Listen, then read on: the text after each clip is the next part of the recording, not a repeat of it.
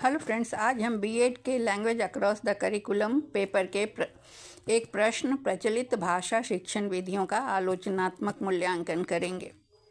तो भाषा शिक्षण की पद्धतियां जो हैं वो समय के साथ विकसित हुई हैं, उनमें परिवर्तन हुआ है जो भाषा विज्ञान, मनोविज्ञान और शैक्षिक दर्शन में हुए परिवर्तन के साथ साथ बदलती गई हैं।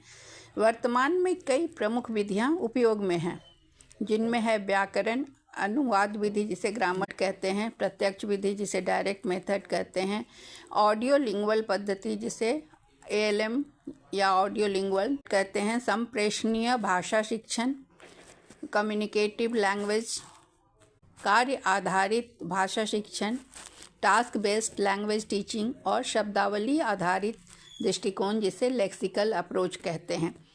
तो हम इन सभी विधियों को देखेंगे और उनकी सीमाएं और उनके लाभों को जानेंगे। तो सबसे पहले आता है व्याकरण अनुवाद पद्धति, जिसे ग्रामर ट्रांसलेशन मेथड कहा जाता है।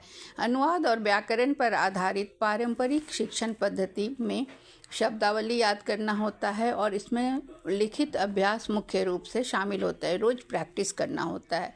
इसका लाभ यह होता है कि व्याकरण की गहरी समझ प्रदान करता है यह, और साहित्य और शैक्षिक उद्देश्यों के लिए उपयोगी होता है और पढ़ने और लिखने के कौशल को मजबूत करता है, पर इसकी कुछ सीमाएं हैं। यह बोलने और सुनने की कौशल की उपेक्षा करता है। संवाद कौशल इससे विकसित नहीं होता। रटने पर अधिक ध्यान से गहरी समझ विकसित नहीं होती। इसमें ग्रामर रूल्स को रटना पड़ता है और उसके हिसाब से ट्रांसलेट करना होता है। दूसरा है प्रत्यक्ष पद्धति या डायरेक्ट मेथड, केवल लक्ष्य भाषा में पढ़ाने पर बल देता है।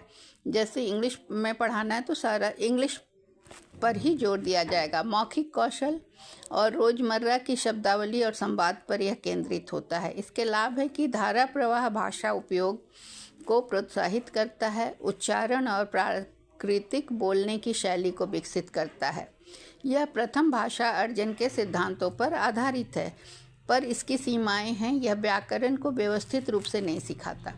बड़े और विविध कक्षाओं में लागू करना कठिन है। यह बचपन से सिखाया जा सकता है, लेकिन बड़े क्लास में इसको शुरू करने से दिक्कत होती है और शिक्षकों की निपुणता इसमें आवश्यक होती है। जो भाषा पढ़ाना है उसमें शिक्षक निपुण हो, इसकी आवश्यकता होती है।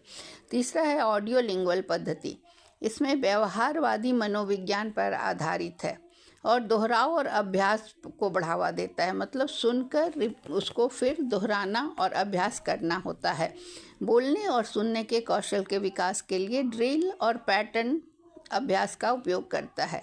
इसका लाभ है कि यह उच्चारण को सुधारने में मदद करता है। यह नियंत्रित वातावरण में प्रभावी होता है और स्वचालित रूप से उत्तर देने की आदत को विकसित करता है। सीमा है कि यह रटने पर अधिक ध्यान देना पड़ता है इसमें, इसलिए समझ जो है वो गहरी नहीं होती, गहरी समझ का विकास नहीं होता। वास्तविक संचार कौशल की कमी होती है।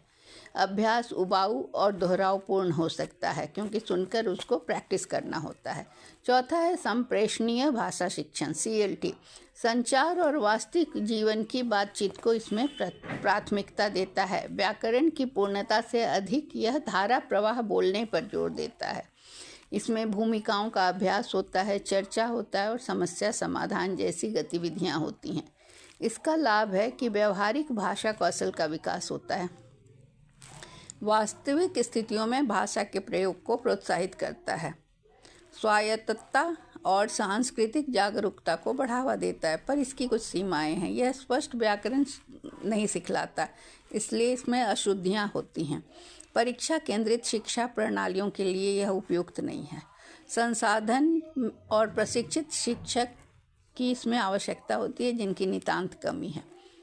पांचवा है कार्य आधारित भाषा शिक्षण। इसमें गतिविधियों और कार्यों के माध्यम से भाषा सिखाया जाता है। भाषा शिक्षण वास्तविक जीवन की आवश्यकताओं से जुड़ा होता है। इस शिक्षण के लाभ हैं कि व्यवहारिक और आकर्षक भाषा सीखने का अनुभव प्रदान करता है। समस्या समाधान और आलोचनात्मक सोच को यह बढ़ावा देता है। संप्रेषणीय क्षमता और योग्यता का विकास होता है, परंतु इसकी कुछ सीमाएं हैं। यह सुव्यवस्थित कार्यों को प्रभावी कक्षा प्रबंधन की आवश्यकता होती है। पर्याप्त व्याकरण का शिक्षण न मिलने की संभावना है, इससे गलतियां होती हैं। संसाधन सीमित कक्षाओं में लागू करना कठिन होता है। छठा है शब्दावली आधारित दृष्टिकोण। व्याकरण से अधिक शब्दावली और वाक्यांशों पर यह केंद्रित होता है। भाषा को वाक्यांशों और वाक्य संरचनाओं के रूप में देखा जाता है। इसके लाभ हैं प्राकृतिक भाषा का उपयोग और प्रवाह को बढ़ावा देता है, वास्तविक जीवन की भाषा के उपयोग को दर्शाता है, अभिव्यक्ति के पैटर्न को आत्मसात करने में मदद करता है। सीमाएं, इसकी कुछ सीमाएं हैं। यह व्यवस्थित व्याकरण की शिक्षा नहीं देता। दूसरा, व्यापक अभ्यास इसमें संभव नहीं है और संपर्क भी शिक्षक से नहीं हो पाता। शुरुआती शिक्षार्थियों के लिए जटिल होता है। तो हम निष्कर्ष के तौर पर कह सकते हैं कि कोई भी एक विधि सार्वभौमिक नहीं है, सब सार्वभौमिक रूप से प्रभावी नहीं है।